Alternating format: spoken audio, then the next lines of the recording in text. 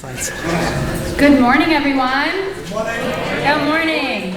I know we all need a pick-me-up. I really wanted to thank each of you, especially the little ones, because I was exhausted yesterday. So I can't imagine what the kids are, and they're honestly troopers, like AP heroes or siblings, and of course the adults in the room. So thank you so much. I know it's been an intense journey since we kicked this off Thursday evening. I personally feel like this has truly been successful, and it's, you know, I always question what families are thinking, and hearing from you guys yesterday and today I think is going to be an extremely rewarding day. It's like a different focus. So there's a little bit more about us and the caregivers today and our involvement in Project AP. So I'm personally really excited on my second cup of coffee. We will have plenty of coffee all day today. But I just wanted to say that I'm so touched. I'm truly touched. Can't even process all of my feelings and emotions right now. So when we all go back home, hopefully get to enjoy a little bit of New York City, I really am looking forward to doing a post-cap and hearing all of your feedback, the good, bad, and the ugly. Like, I have thick skin, I always say that, so please sign, the volunteer opportunity sheet that you guys have in your folders is one per adult. So all the adults in the room, you're invited to be a part of the organization's mission and the research agenda. That's something that Dr. Chung and Dr. Ross definitely highlighted, that in the breakout sessions and along the day as they spent time with each of you, that a lot of your information was helping them think and guide, our research strategy and agenda already. So keep sharing those observations, those questions, and we'll be collecting them in a slightly formal way. I'll just let you know how, post-conference and by email. Also, continue following the Facebook group if you're not on it, the closed deletion duplication research group that's private.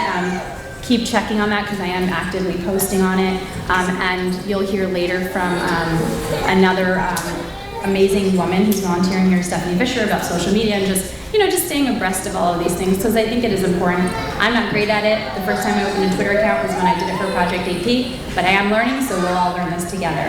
Thank you so much and have a great rest of your day. Thank you. Yeah.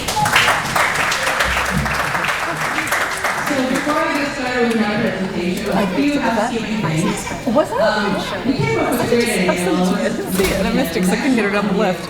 If you guys don't mind, I know we're no second day, but if you could take off your name badges and put where you're from Just like on the Hannah front. Thank you, good girl. Where you're from.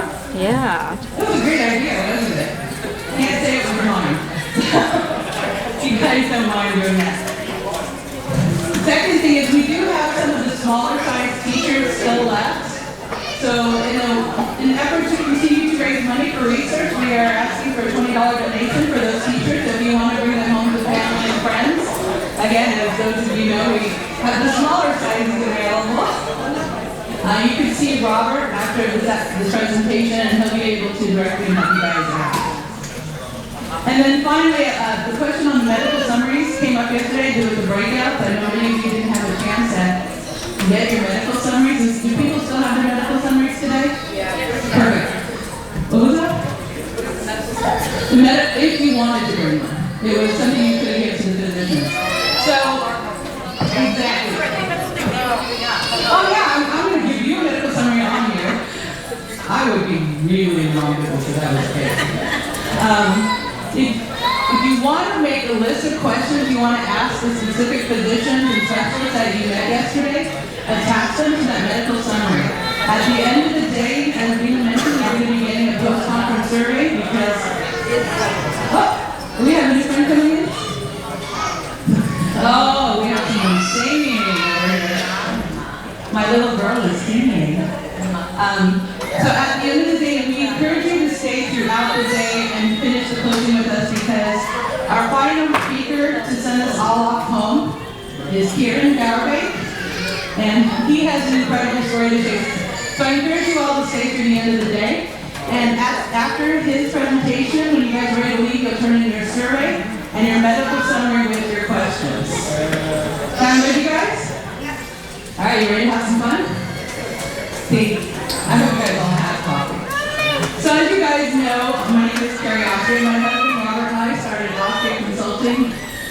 Our youngest daughter was diagnosed in 2008 with an ultra-rare genetic disorder. And like many of you, we were in a world that had very little research and very little support. So, like Dina, we became parents on a mission. Well, someone is just not happy back there. He wants to go play?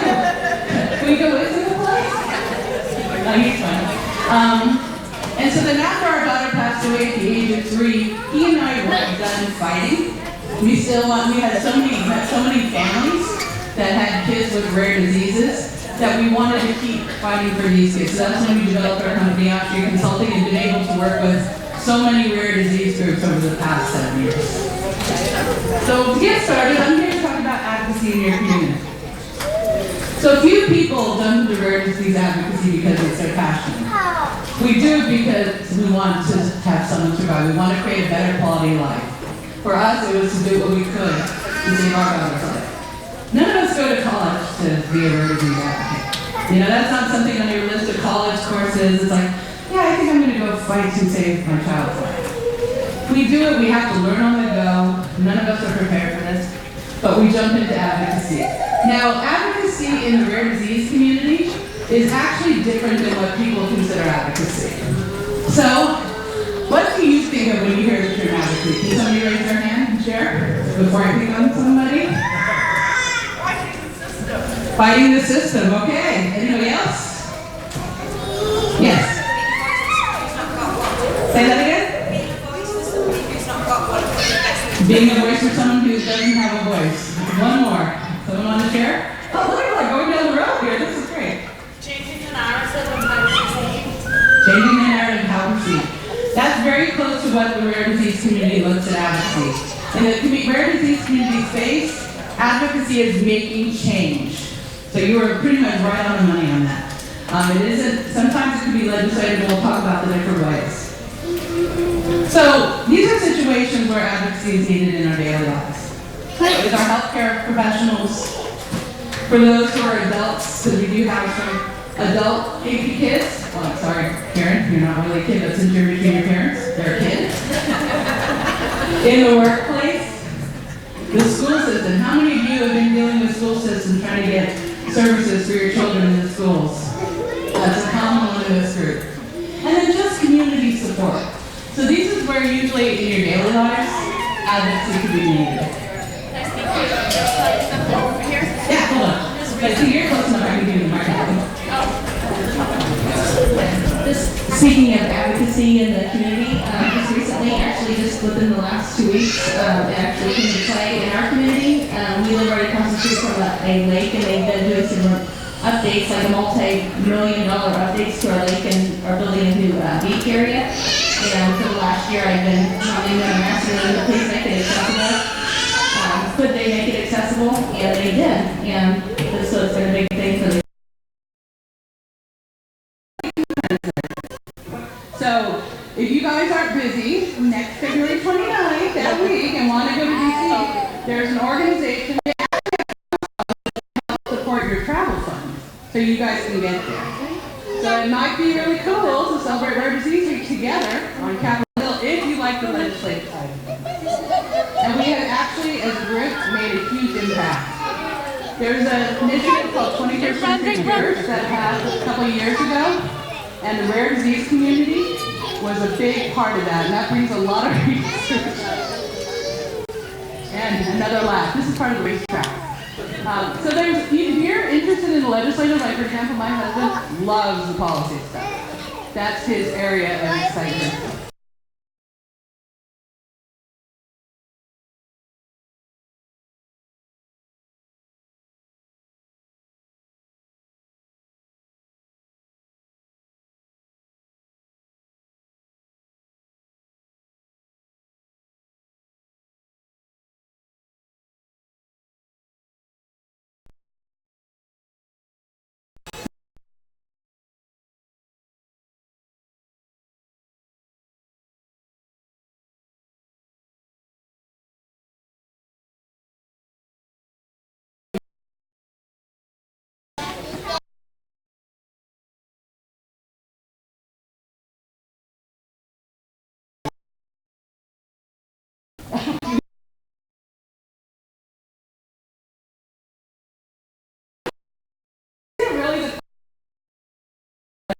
advocacy in the space. Legislative awareness, support, education, and research. I call it LASER because I love acronyms. So really, you just gotta laser in and find your passion. Because let's be realistic. What would you possibly be most passionate about of those 5? Yeah, I'm picking on you. I told them to pick on people. So far it's been support. Support. So that's your passion. Okay, what's your passion? Which advocacy? Legislative? The awareness, general awareness. Okay. I'm gonna pick on you. Yes, I'm just picking on people now. So which one of those 5 would you be interested in? Healthcare professional. So when I say find your passion, pick the one you're most passionate about, because if I said, okay, you're interested in healthcare professional? Oh, great. Well, I'm going to have you go to Capitol Hill and speak to senators. What do you think? Well, you're not supposed to say that. Okay. But my point is, you will get a lot more done. There's way too much work that needs to be done in this community. I mean, you guys have no idea. And it's not even just Vina's wish list. I know more than you, but I know more of what needs to get done, and there's a lot that needs to get done. So if we kind of separate ourselves into our passion buckets, we will get so much done. So I want to talk about advocacy by reach, so that, each of us has an opportunity to make a huge impact. On the legislative side, that is an absolutely monstrous impact if you're successful. 21st Century Cures Initiative, which brought more funding to the NIH and other initiative parts, bills in the U.S. have like 50,000 things attached to them. If you're able to be successful legislatively, that could affect millions of people, right? But legislative, it is hard to get that win. So if you go to the nonprofit side, ignore the acronym.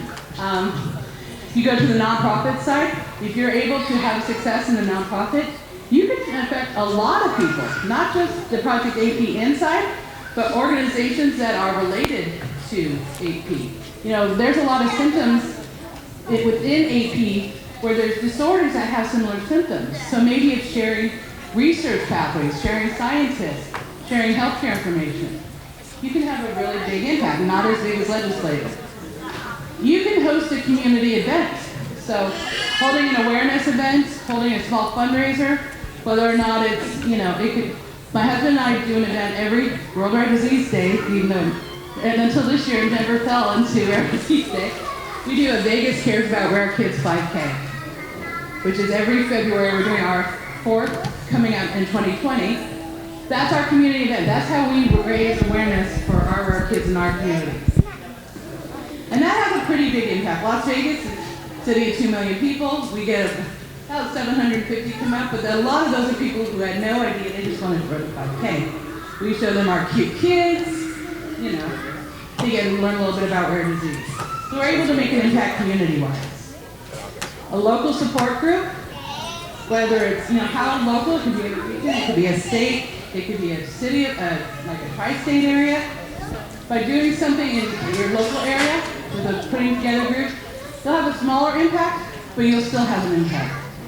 And then finally, by telling a friend or family member, just telling one person who didn't know your story, that could have an impact.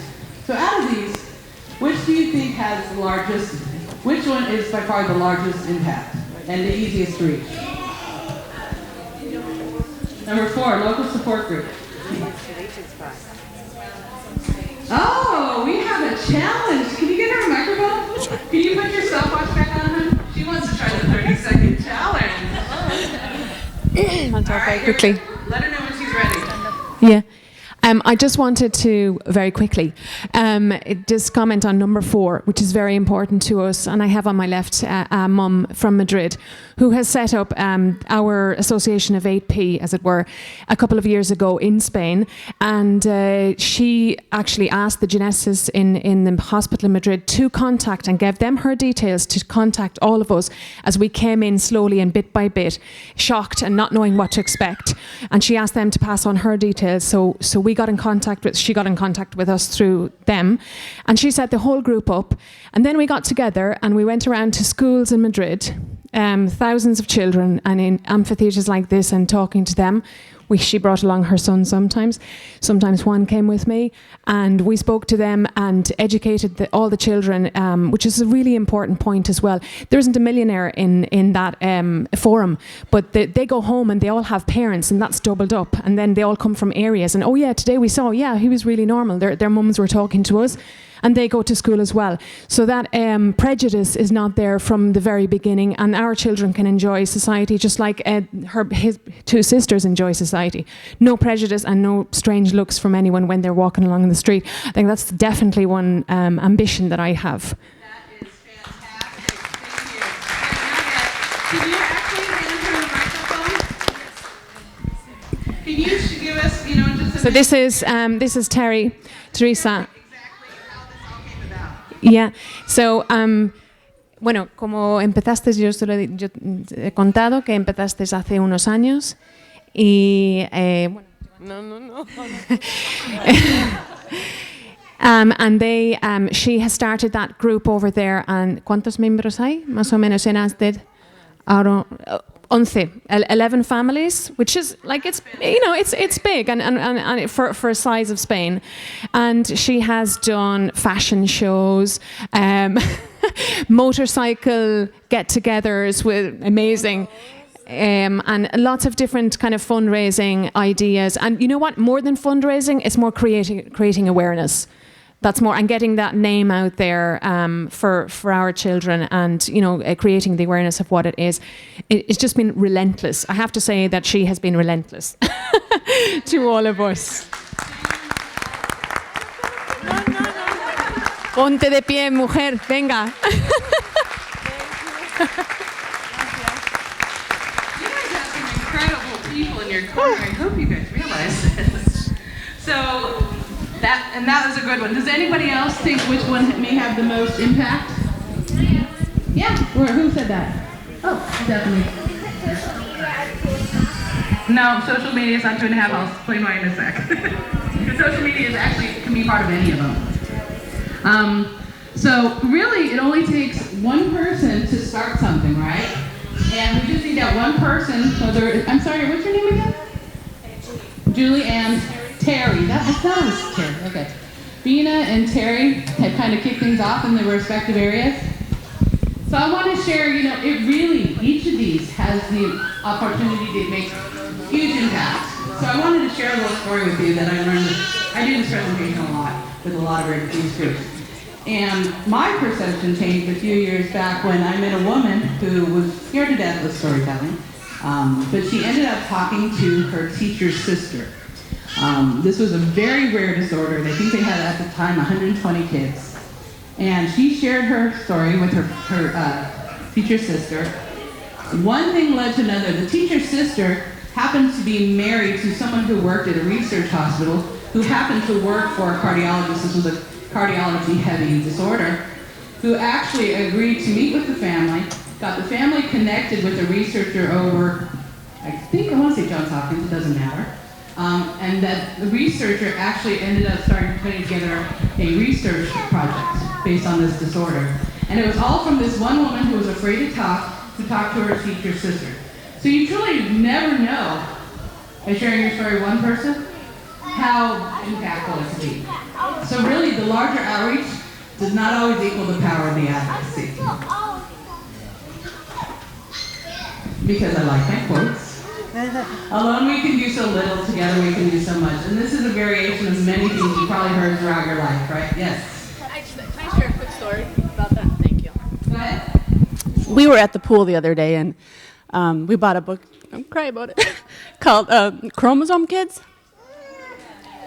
And so my 5-year-old, we've kind of talked with her about it and everything, and we were at the pool, and she was she was with my son over by a little bubbly area. It was probably 12 feet away or so, and there's 2 boys with them that say, "So your brother can't talk?" And she goes, "No, he uses a talker to talk. You see, he has 2 chromosomes, and they look like this. Everybody has 2 chromosomes, and they look like this. One of his is just shorter." And it was just cool to see her advocating for her brother and trying to explain what is different about him, and he can still communicate, he just has a talker. So it was just kind of a cool way to advocate, and she's only 5 years old. Ryan's right here. No, she's not here. No. spoil somewhere else? Yeah, grandparents. You have kids with grandparents. That's just how much I hands go up. But the point of this slide really is to come together, because here's the hard facts. There's very little research being done on AP. You basically heard the majority of it yesterday and a little bit more today. Then there's very little awareness of AP. And there's very few people in the AP community who are actually working on this. See, someone else agrees with me over there. And there are very few families, as we've said multiple times this morning, that are connected with our community. So if we want a treatment, if we want to do something, if we want better quality of life for our families, we need to work together as a community to make that happen. So I have put together, does everybody still have their folders? I have put together a little volunteer worksheet. And if you don't have one, raise your hand and Robert will pass them down. Stephanie, do you mind helping Robert pass on the other side? So keep your hands raised if you don't already have your worksheets. Because we really need, Project AP is going to make more change and drive more research and find more families. We all need to work together. So I want to share some opportunities. Keep your hands up if you need them. What was that? Yeah, well, these are the options in there. In your folders, you should have 2 copies as well. It's fine if you don't have them, but just Yeah, we'll have extras if you don't have them. So these are the different ways you can get involved with Project AP. We can always use administrative help. Working remotely with Vina to try and, there's a lot of stuff that we want to accomplish in the next 6, 12, 18, 24 months. If you're a professional, if you have a legal background, an accounting background, a marketing background, we definitely can use your support. So these are the different areas. Help with research. Who wants to do another conference together? Who wants to help with a conference together? There we go. Vina, I heard clapping. Vina and I have her more than me, hundreds of hours went into planning this conference. But if we want to be able to have conferences again, we need people to help put this together, because I have a feeling after this weekend and meeting many of you and talking with you, things are going to explode from here. There's going to be so much more movement coming out of this conference from this group. So if you have any of these experiences where you want to help, it could be 5 hours a month, it could be more. We're also putting together a parent advisory board leadership. Now what this is a 12-month commitment, at least 10 hours a month, of working closely with Bina on initiatives, programs, and implementing things that are going to help the community in general. So if you actually want to take, whether you're local or international, if you want to take a leadership role and you could commit to 10 hours a month, we really would love your help to really shaping the next generation of what Project AP looks like. So on your forms, you have the opportunity, if you're interested in helping with any of these areas, fill out the form, return it to Robert at the registration desk, and Bina or I will contact you, give us a few weeks to kind of get back from the conference and close it out, and then we'll be able to figure out where we can put this all together and get you guys involved. So again, this is the Parent Advisory Board. I forgot I had a slide on it. So, another opportunity I failed to mention is we want Project AP to be more visible. So there may be opportunities in the future to go to healthcare conferences and talk to physicians who may not have heard of AP, but are know the symptoms. It could be a neurology conference. We can have an opportunity to talk to the physicians that are there, the genetic counselors, the geneticists. There's so many opportunities for these patients. Yes? Hunger Games fan! Sorry, that's like my daughter's favorite movie. I've seen it so many times. But seriously, for our international friends, we want to involve you as well. This is open to everybody. If we get enough international support, we can create a subcommittee to help find more patients, to help educate healthcare professionals in Europe and Australia. Slovenia, where's our Slovenian friends? There they are. She's like, really, Carrie? You're gonna make me do that too? You know what? We have you there. So there's really a lot of opportunity to really help make a difference in Project AP. So I just want to close it out saying thank you for letting me be a part of your community. I have fallen in love with so many of your kids. So this has been fantastic for me. So if you have any questions on becoming an advocate, reach out to me. I know you all have my email address, right? Yeah. And I'm going to pass it back over to Bina. Thank you, guys.